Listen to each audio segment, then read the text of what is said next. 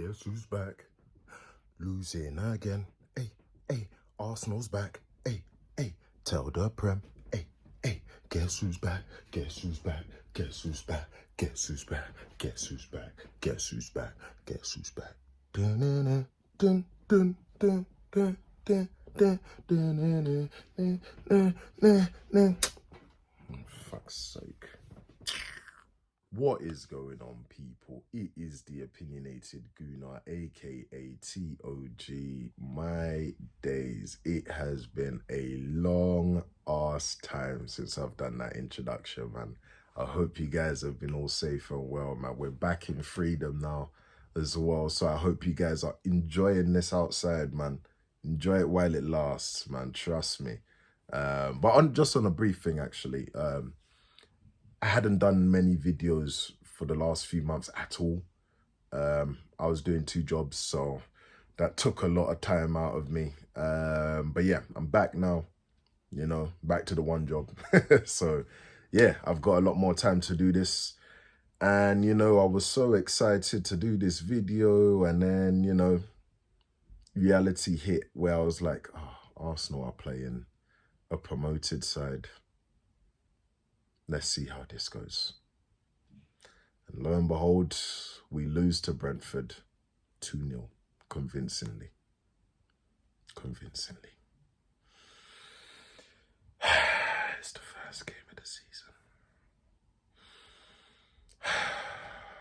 Man, very disappointing, man. Very, very, very disappointing.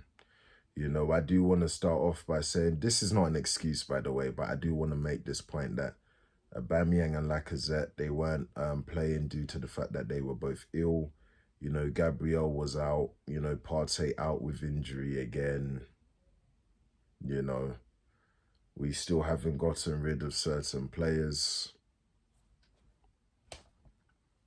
You know, but you know what, I saw the lineup and I was like, okay, on the bright side, okay, Balogun's playing instead of Nketiah, which is always good. Martinelli played, he started.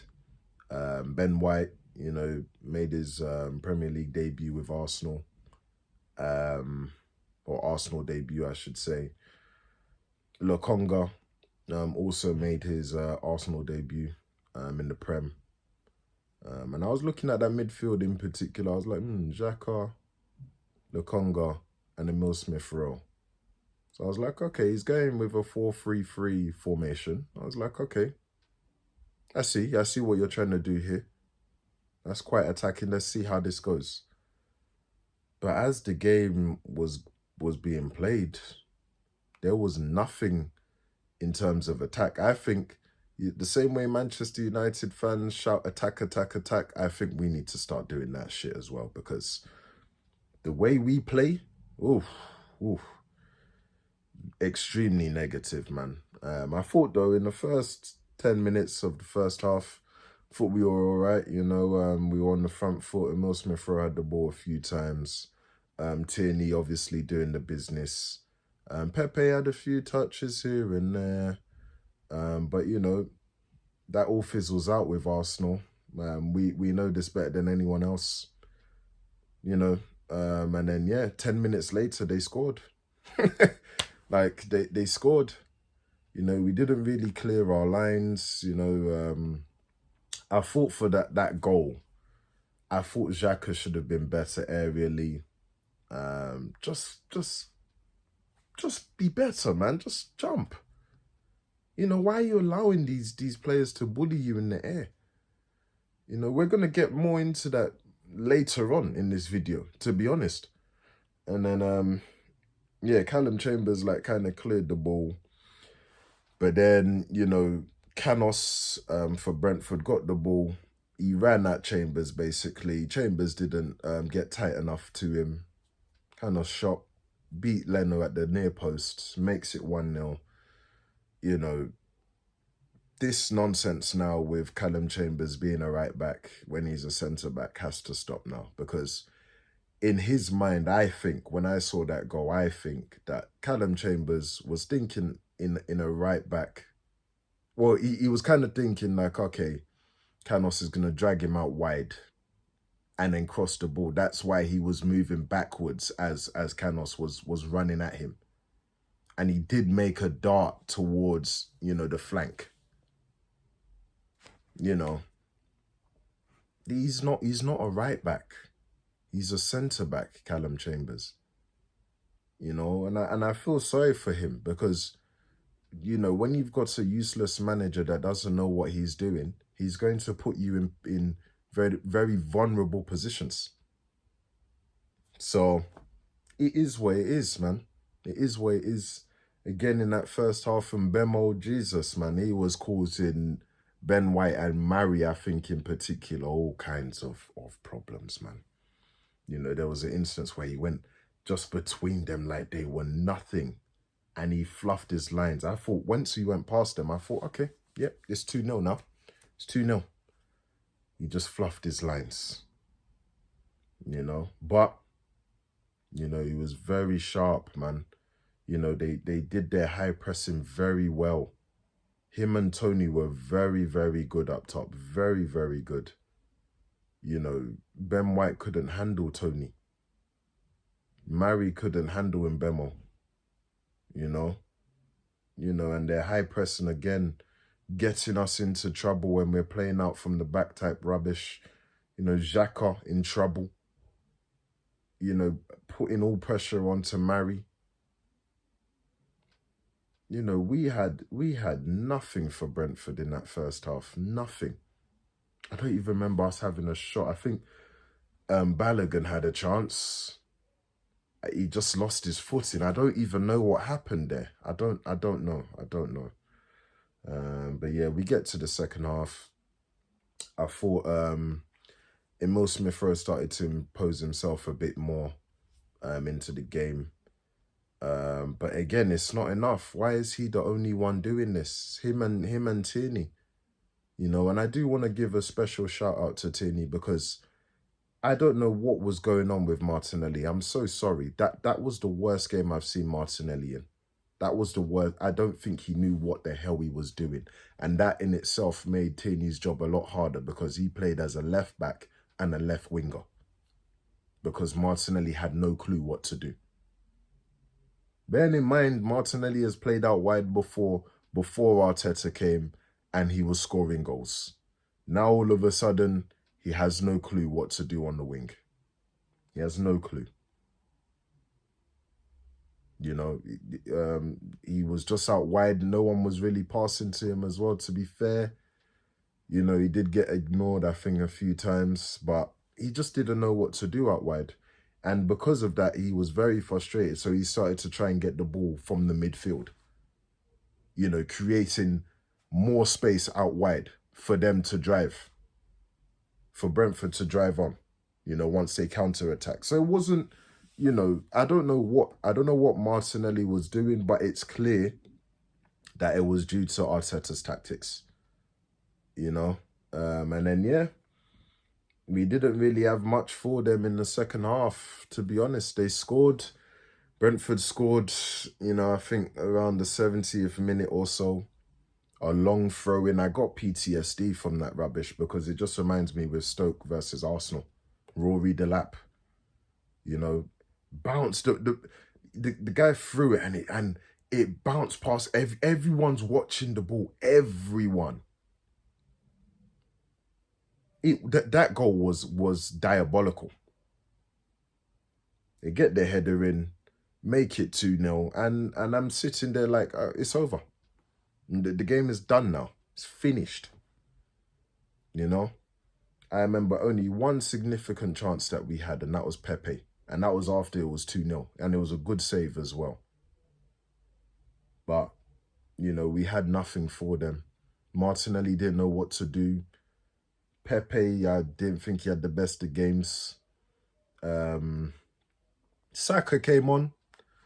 You know, he got a round of applause, obviously, due to the fact of the racism he was receiving after the penalty miss for the Euros. I did hear some boos, though. I don't know about you lot, but I did hear some boos when he had the ball as well. So some of those Brentford fans are a disgrace, as far as I'm concerned.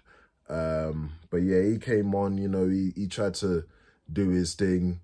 Tavares came on, I think, for Callum Chambers, if I'm not mistaken. Martinelli came off. Nelson came on. You know, Nelson is rubbish.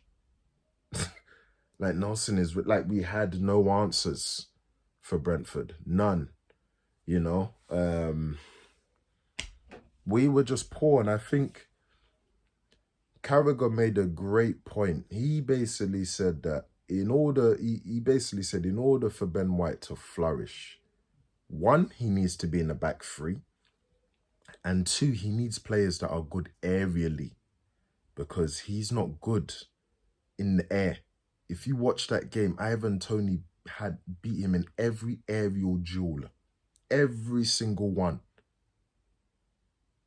Ivan Toney's hold-up play was amazing. Ben White didn't know what to do with him.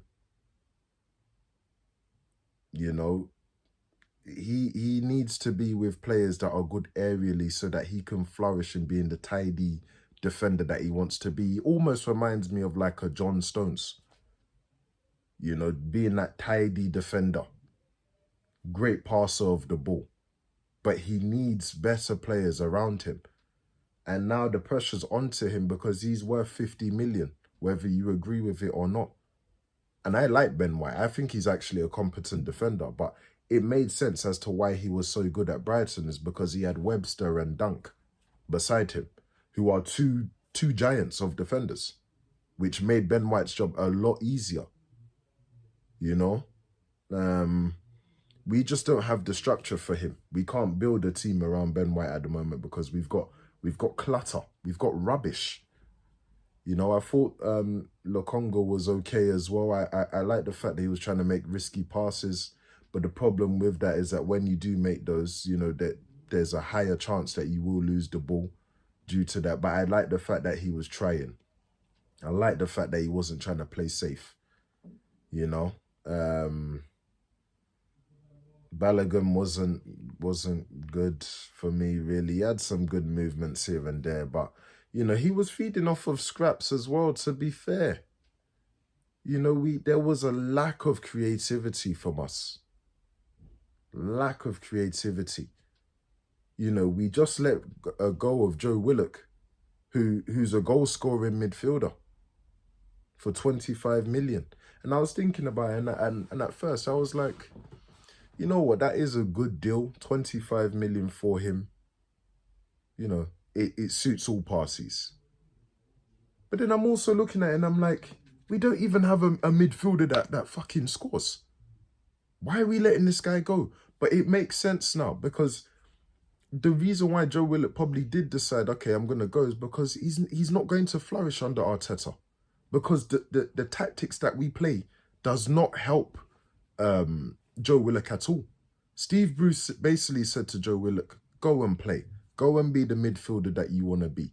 Get yourself into the box and score. Arteta will just hold him back from doing that stuff. You know, I don't even really see Emile Smith-Rowe getting into the box too much. He's usually outside of the box, and this is a number 10. That's worrying for me. That an attacking midfielder is not in the box. That is poor tactics. You know, like, why is it only Tierney all the time putting in a shift? All the time. But even Tierney, you know, we all understand what he's going to do. He's predictable. He is. But like the problem is, for me in that game in particular, I just didn't like the fact that he was a left back and a left winger. He was doing two jobs because Martinelli didn't know what he was doing. And I'm telling you, I'm blaming this on Arteta. Because Arteta's tactics is all over the gaff. All over the gaff. Sad, man. Mbemo and Toney just had us up. Had us up. You know? We offered nothing. And again, it's just, oh, man, what do you do, man? What do you do with this team? What do you do, man? Like we've got so much clutter. We still haven't gotten rid of the likes of Bellerin, Nketiah, Nelson, Willian. We wanted to get rid of Xhaka, you know. Um, why Holding signed a new deal midway through a season is beyond me. Why you would allow that to even happen? There's so many things wrong with Arsenal, and even on top of that as well, we don't even have anyone to build our team around. You know, I look at Manchester City, De Bruyne, Manchester United, Pogba and Fernandes. Chelsea will build their team around Lukaku. Liverpool have built their team around pretty much around everybody, actually, in that side. In particular, Sadio Mane, Salah and Firmino. Even Tottenham have built their team around Harry Kane and Son. Arsenal, we haven't built our team around anybody. Like, you know, Pepe cost 72 million. We didn't build a team around him. What was the point? Partey, we didn't build a team around him. Ben White is here now. We're not going to build a team around these players because we don't have a plan. We have no structure going on here. And for me, I think now we need to be going with that Liverpool heavy metal approach where obviously we need the players for it, but that back line that they had of Robertson, what's his name, Van Dijk, Gomez, Trent Alexander-Arnold, and on top of that, they've got that good goalkeeper in Alisson. That's how, if you're really going to be trying to play out from the back and stuff like that, those are the type of players you need. Those are the type of players you need. Then that way you can push up you can push up the left back and right back because you know that your defenders in the middle are solid. They will have things covered. Tidy up. You know, I'm looking at Tierney now. I'm worried because if Manchester City come in for him, he's gone. How do you think Tierney's going to deal with this forever? You know, imagine we made Xhaka captain as well for this game. Not to say that Xhaka doesn't really deserve it, but what's Tierney not doing that doesn't warrant him to be the captain? What is he not doing? Because that's what I don't understand. You know, tactically inept from Arteta. I'm still on my Arteta shit, man. Arteta Airlines. He's got to go. Because it's not going to get any better. It's not. It's not going to get any better. We're not playing with anything. We have no style. We have no plan. We're all poor players. What's going on? What is going on? You buy a player, I do think Ben White is good, but you buy a player that's aerially not good as a defender. And you know that we always get bullied in the air. Why are you still encouraging the same shit? You want to play out from the back? Build the team from the back then. We're still here waiting for Bellerin to fuck off. Rob Holding, you made him sign a new deal for what? It's embarrassing. We're looking at Ramsdale. Why? For what? Donnarumma went to PSG for free. Wijnaldum went to PSG for free. These are the type of players we should be getting in. What are we doing wasting our time with these piss poor players? What are we doing? I'm angry, man, because we got bullied by a team that didn't even win the championship last season. They finished like third. They went through the playoffs. They ain't been in top flight football for 74 years. They come back and they lick their lips when they play Arsenal. Bullied us. I looked at Chelsea. killed Crystal Palace. Manchester United murdered Leeds. Killed them completely. Liverpool did the business against Norwich. Again, Norwich, who was another promoted side. I think they even won the championship last season. What's going on? We can't beat Brentford. You're telling me we can't beat Brentford? Something is wrong at this club. There's something wrong at this club. Seriously. We're not building a team around anybody. Nothing. Our game plan is to pass it to Tierney so that Tierney can cross. Pass it to Saka so that Saka can cross. Pass it to Pepe, who's going to cut in and use his left foot. Is that the plan? We didn't get in behind Brentford's defenders, not once. Not once we decided to play it like that. That's where you should have been using Emile Smith-Rowe more as a proper number 10 to make sure he gives those killer passes to get in behind their defence. Martinelli's got the pace. Balogun's got the pace. Pepe's got some pace on him. Are you telling me you couldn't use that as a tactic? They were doing the high pressing. Why are you not trying to get in behind those defenders? Catch them out. Even you as a footballer, you should use that as common sense. Okay, they're doing the high pressing. We need to get in behind these defenders.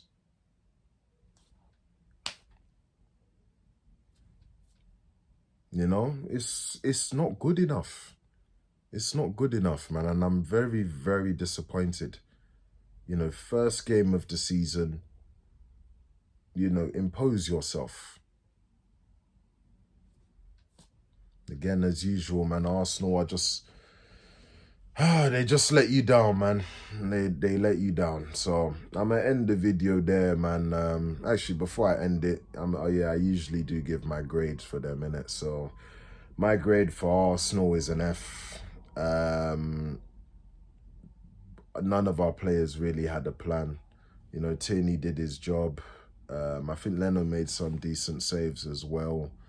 I like the fact that Lokonga was trying to, you know, make these confident passes and stuff like that, these risk-taking passes.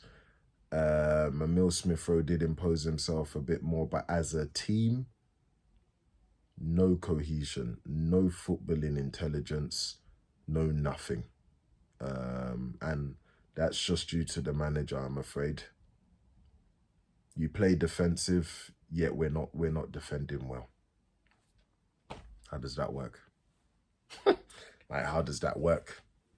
You know, so yeah, we get an F.